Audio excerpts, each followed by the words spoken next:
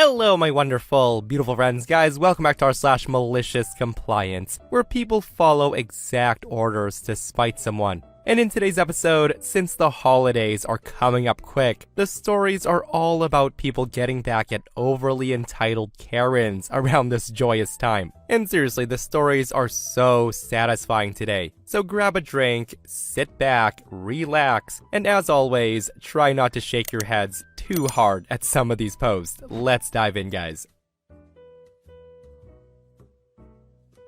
When I was 10 years old, I'm now 20, my parents would always forget to do their Elf on the Shelf duties. For those who don't know, Elf on the Shelf is a little elf doll that's supposed to watch over children to report back to Santa if they're good or bad. You buy the elf and you set it up around your house. Well, the elf is supposed to be hiding or doing something wacky every time the kids wake up for them to find. Me, I had known that Santa wasn't real, spoiler, since I was about 8 years old, and I'd noticed that my parents suddenly stopped moving the elf in the mornings.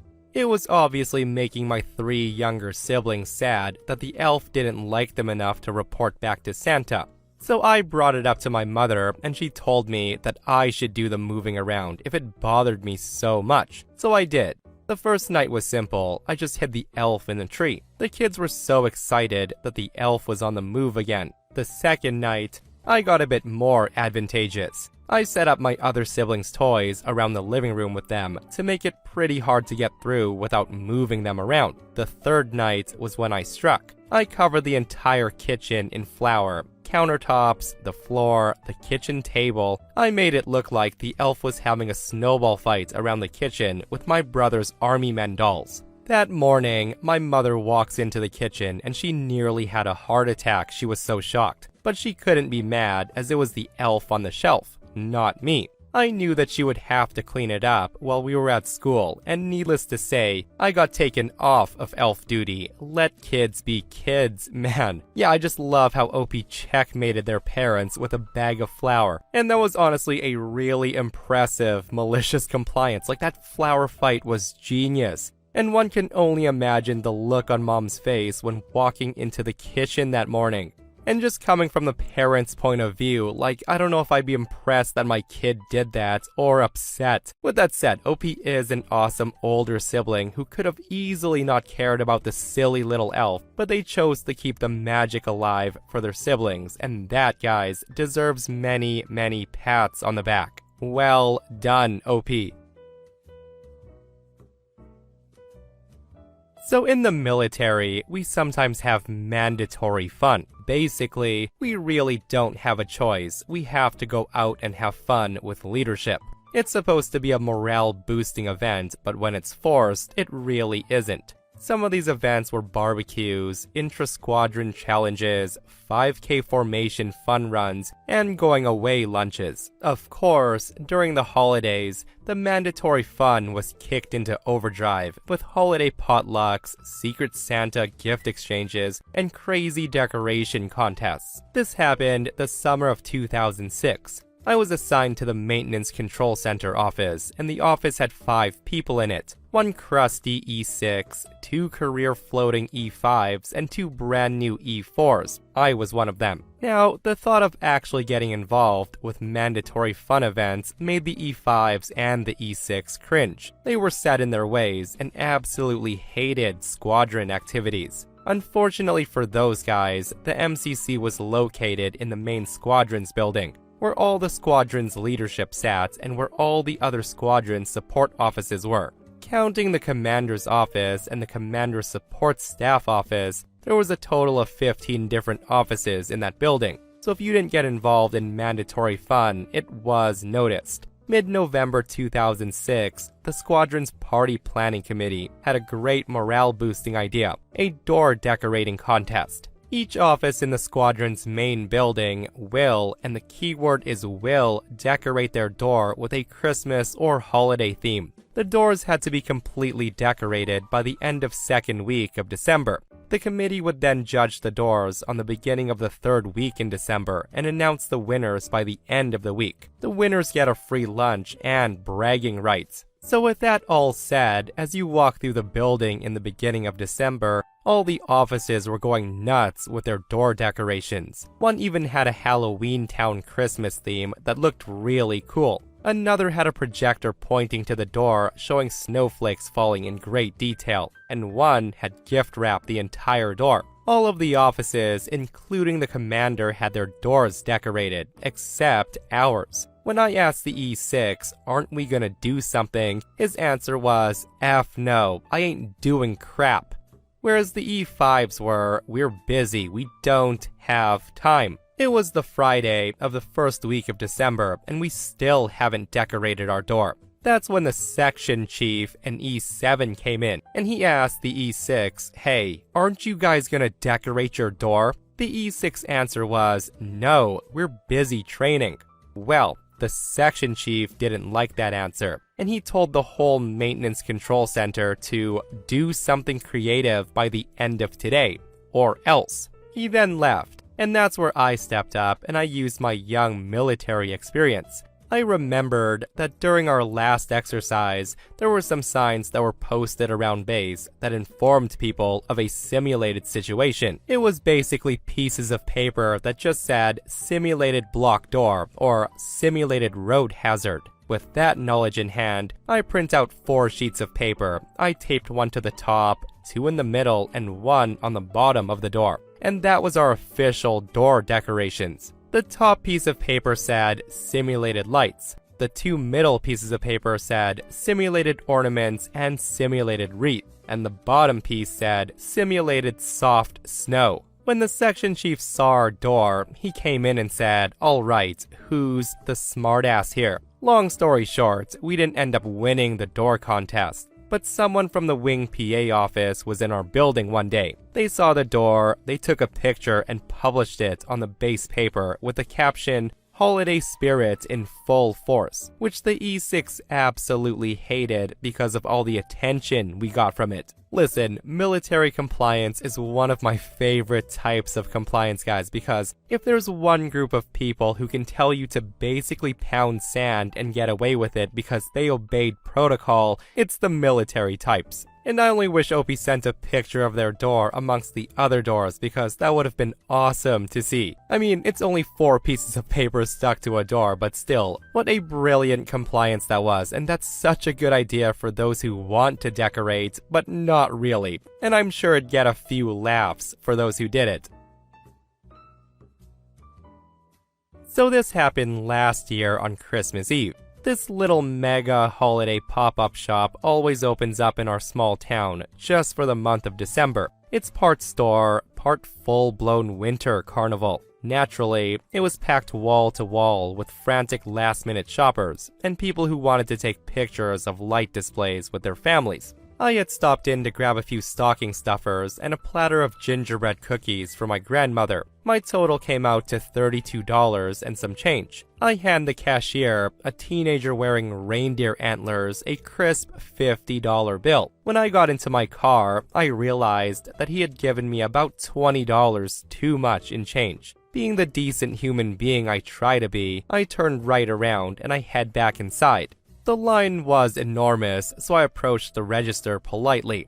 The cashier kid doesn't even look at me, and with a snarky little smirk, he snaps, "The line starts way back there, dude. Don't try to cut." I try to explain to him, but at this point, a few others were also loudly suggesting I go to the back. So I sigh, and I step into the long, slow-moving line, and I waited nearly 15 minutes. Finally, when it was my turn, I said, "Hey, I think you accidentally gave me too much change. I wanted to." He then cut me off instantly, and he raises his voice and says, "I gave you the right change. I know how to do my job, so move along." And seriously, every attempt I made to speak, he talked over, and he said, "Sir, just take your change and go. I'm not fixing anything. Next." At that point, cue the malicious compliance. I thought to myself, I tried to be nice, Christmas spirit and all of that. But if the kid wanted to be an a-hole to me like that, I'm keeping the money. So I just shrug and I say, "Alright then, Merry Christmas, your drawer's gonna be $20 short." And here's the aftermath. On Christmas Day, I bumped into Edgar, the store's owner, at the community pancake breakfast. I had gotten to know Edgar over the years of running the pop-up Christmas event, so I told him exactly what happened. He rubbed his temples and he groaned and said, "Oh my goodness, that explains it." His drawer was over $200 short that night. He tried to blame the system glitching. Turns out, the kid had messed up several customers' change, and my story was the missing puzzle piece he needed, as I was the only one who came back. He thanked me for letting him know, and he thanked me for, quote, trying to do the right thing. You know what? Good on OP for being an honest person, because the others, well, they just got away with some free money, didn't they? Like $10 to $20 short, I can see. Stuff happens, but $200 short. Like the kid was either super flustered, getting bombarded with customers on Christmas Eve, or he really didn't care and just wanted to get his shift over to go home. Maybe a mix of both is what I'm thinking. Guys, let me know your thoughts on this post.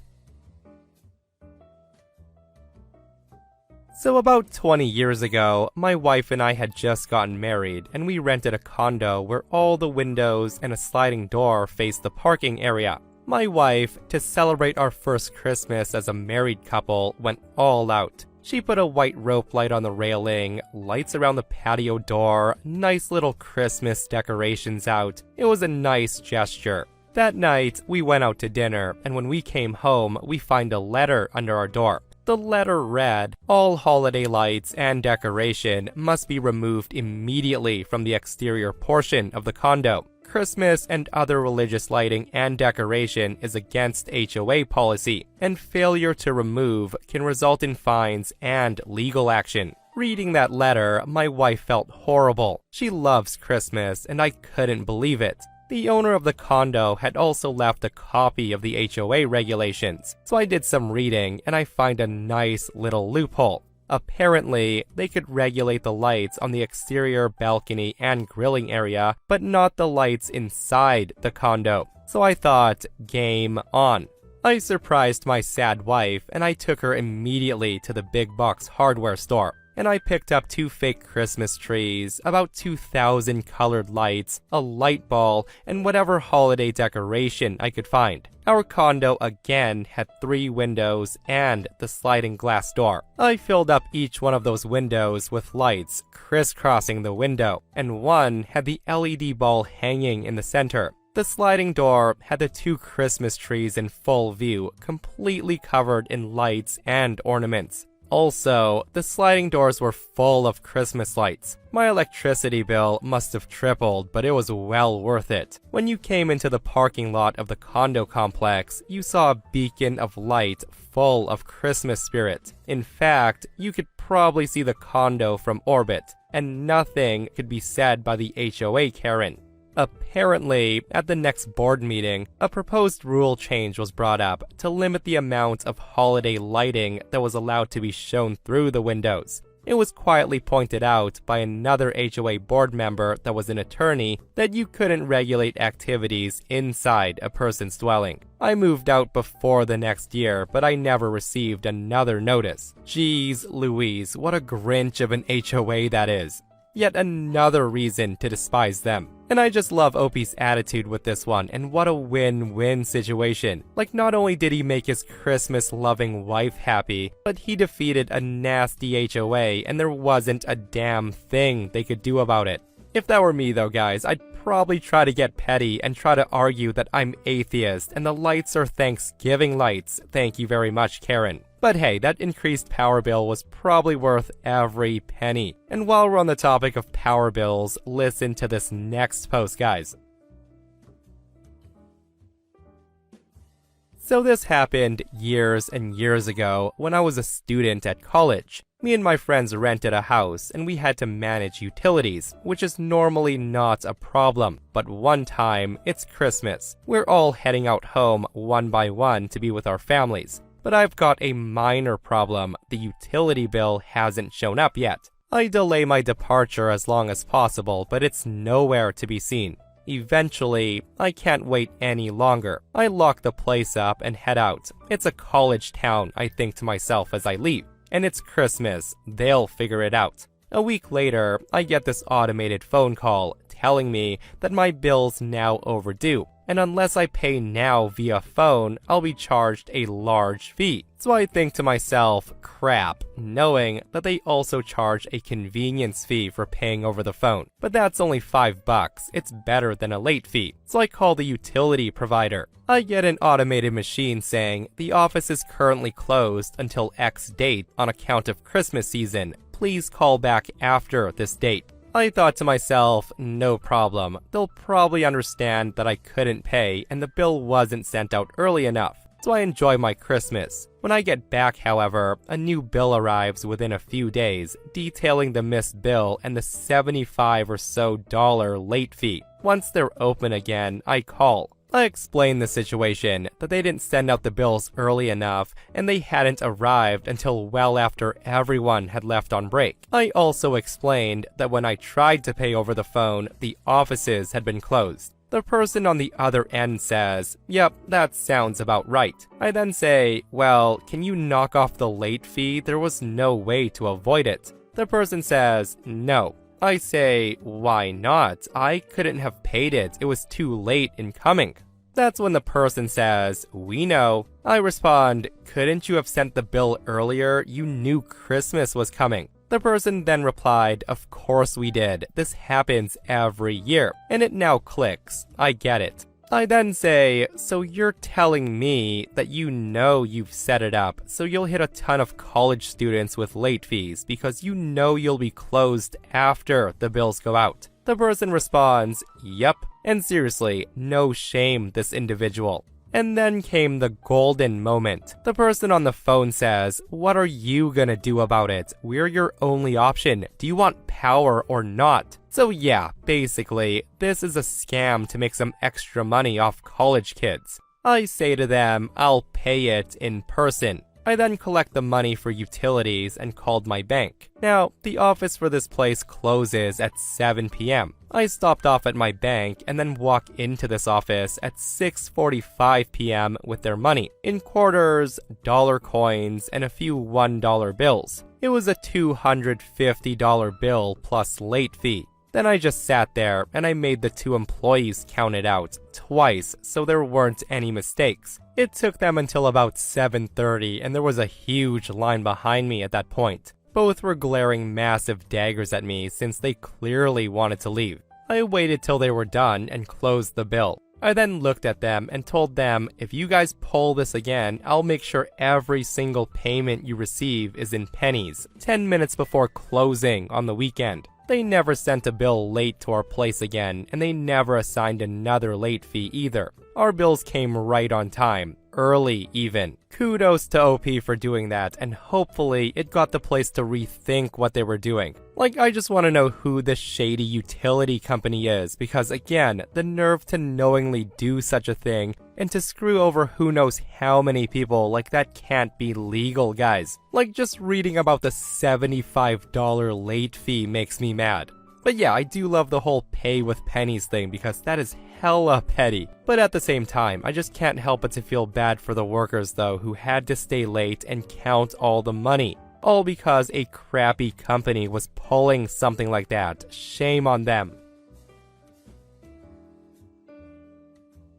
Several years ago, I worked as a security guard for a large US defense contractor. The guards were company employees, not contractors. The guards protected several offices 24/7, so this meant shift work and weekend work. I worked evenings, 4 p.m. to midnight, from Sunday through Thursday, with Friday and Saturday off.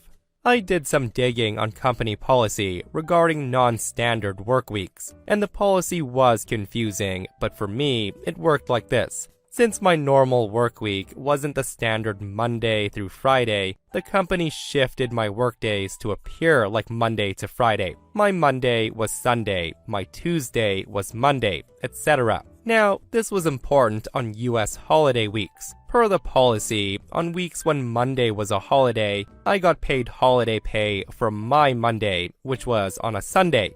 And here's two additional notes. Number 1. Overtime was paid at 1.5 times normal pay for over 8 hours to 12 hours, and 2 times normal pay for anything over 12 hours. Holiday pay was paid at 1.5 times normal pay on top of that. Number 2. We held our own time cards during the week, and we turned them into the personnel office so supervisors didn't see them until after they were processed. My supervisor did understand the overtime bit, but the guy couldn't wrap his head around the My Monday part. He had it explained, but it didn't sink in. So one holiday week, my supervisor calls me in on Saturday, and he asked me to work a double shift on Sunday. He tells me to come in early, to work the 8 a.m. to 4 p.m. shift, and then stay for my 4 to 12 shift. I told him that's my Monday and tried to explain the policy, but the guy didn't understand and he dismissed what I was saying. I worked 16 hours on Sunday, my Monday. I then turned my time card in for the week, showing Sunday pay at 8 hours of 1.5 times pay, 4 hours of 2.25 times pay, and 4 hours of 3 times pay. The guy freaked out. He takes me to the HR office, where HR gently told him I was right. He was quiet until we left, but when we were alone, he basically said I scammed him and that he would fire me next time I pulled anything like that. A few months later, the exact same holiday situation came up again. Monday was a federal holiday, and the supervisor called me Saturday and he asked me to work a double shift on Sunday. He asked, "Hey, can you work the day shift tomorrow? Come in at 8 and work through midnight." I respond and say, "Sure, so you're telling me to work my Monday, right? You know Monday's a federal holiday." The guy responds, "Huh?" So I go on and explain, and I say, Sunday is my Monday, so having me work Sunday would mean I'm working on a federal holiday. Again, the supervisor uncomprehending says, yeah, right, just be there on time. I tell him, no problem. So I worked 16 hours that Sunday. But before turning in my time card for the week, I call the same HR rep who handled our earlier incident. I told her about the supervisor's scheduling and I said I was concerned. She thanked me and she said she would be ready. Once again, I turn in my time card for the week. Sunday with 8 hours at 1.5 times pay, 4 hours at 2.25 times pay, and 4 hours at 3 times pay. The next Monday morning, my supervisor calls me and he rants at me about tricking him, and he fires me over the phone, effective immediately. That's when I called the HR rep and relayed what just happened. She just said to stand by, and she said she would make some calls. At about noon, I get a call from the manager above my supervisor. We had a long, calm talk, and he told me to show up for work as scheduled. No one ever explained things openly, but the rumor was that the supervisor was told that he would be the one who was fired the next time he scheduled somebody for 3 times pay on a holiday. I kept the job another year before leaving for unrelated reasons. The only change was that the supervisor had someone else schedule overtime. He still did my performance appraisals, so no change in performance rating. The holiday overtime incident was never again mentioned. Yeah, I just love how he fired OP for scamming him when it was his fault 100%. Like, dude, you're the one who told me to come in and work, so why are you mad at me when the system auto-logs it as triple time for working a federal holiday? But that aside, you really have to give the supervisor credit for not dinging OP on performance reviews for that. Like, I can see many Karen supervisors who would be tempted to take revenge via a below-par performance rating, but apparently the guy didn't. So let me give you a bit of backstory to this. This also happened over a decade ago. When I was in my last year of university, I, a 21-year-old male, used to work at a huge supermarket franchise. It was a seasonal job, set in the months just before Christmas, and the run-up to Christmas especially was exceptionally cold. Anyways, on to the story. So during the month of November, I start getting sick. It was nothing too strange, just a cough and a runny nose. But come the beginning of December, I was hit hard by the flu. It was so bad that I end up in bed for just over 2 weeks.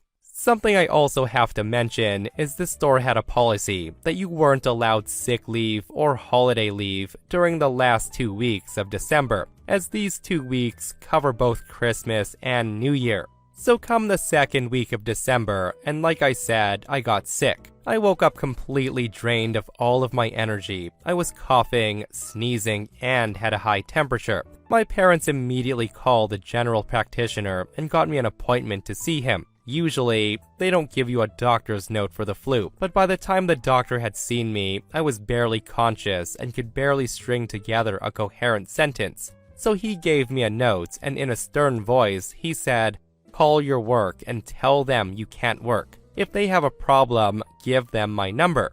He then proceeds to give me a card with his number on it. And so, when I got home, I called up my boss and I said, "Hey boss, I won't be able to come in today. I'm not really feeling good." There was a pause for a moment, and in her typical Karen voice, she replies, No, that's not good enough. I have you scheduled to work from 1 p.m. to 12 a.m. and you'd better be here. I have no one to cover you, and if you're not here, I will have to fire you. Now, hearing her say that, I'm stunned for a minute. Well, I'm either stunned or it was the flu, but eventually I reply with, "I've been to the doctor's. He's given me a note and told me to call you. And if you have any questions, he said you can call him." She's audibly annoyed at this, and she asked for his number, which I give it to her, and I hear nothing else until I go back in after my 2 weeks off. After my 2 weeks off, I call up work, and I get put through to my boss's boss, and I tell her I'm feeling much better, although I still have a cough that's only set off by extremely cold weather. But other than that, I'm ready to come back to work. She's happy, and she gives me the whole "glad to have you back" speech before giving me my hours. I was scheduled in every single day from 1 p.m. to 10 p.m. through New Year and the first week of January. I thank her and get ready for my shift. All's well for the first few days, but on Sunday, just as the store's closing up, my boss Karen comes to me, and she's smiling an evil smile.